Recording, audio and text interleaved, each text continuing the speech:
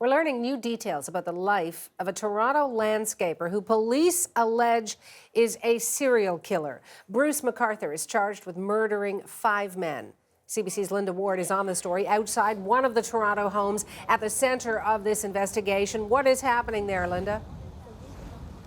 Well, Suhanna, the investigation still very much on the go here this morning on Mallory Crescent, and Toronto police saying that the media coverage of yesterday's news conference helped them generate what they're calling dozens of tips that they now have to catalog, that they have to go through. They say the investigation still centers on this home here on Mallory Crescent as well as the Thorncliffe Park apartment. But here on Mallory Crescent, we've seen police coming and going here this morning, bringing in diesel for some generators in the back of this home where there's a tent. They're trying to keep the ground thawed so they can do some excavation as well.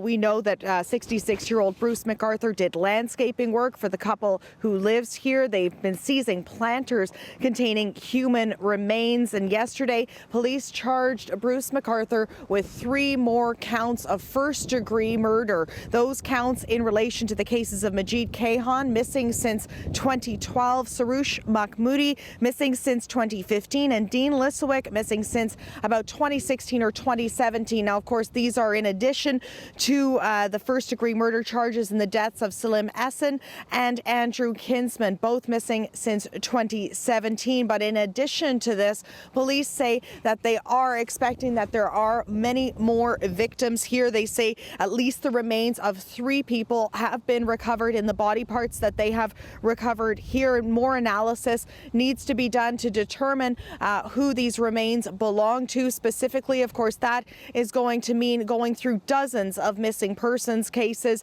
from the city of Toronto and beyond. And they're also asking that anyone who employed Bruce McArthur, who worked as a landscaper, he worked in this home here as well, they're asking anybody to come forward if they may have had contact with him in his role as a landscaper or otherwise. And as we're hearing today, it seems many people have done so, Suhanna. And Linda, how is the community reacting to all of this? Yeah, very difficult for this community and for the many other communities that have now become implicated unknowingly in these gruesome discoveries. So as it happens, CBC Radio's As It Happens spoke with Karen Fraser. She's the person who lives in this house here. She says ever since this discovery was made, she has had very much trouble sleeping. She's been very much traumatized by this. Take a listen to a little bit of that interview on As It Happens. We were a little bit frayed around the edges, Helen, to be blunt. It really took the 2 of us to form a sentence and to try and make a plan. I found I simply couldn't think. I was so horrified. Every aspect was more horrifying, and it was really hard to take.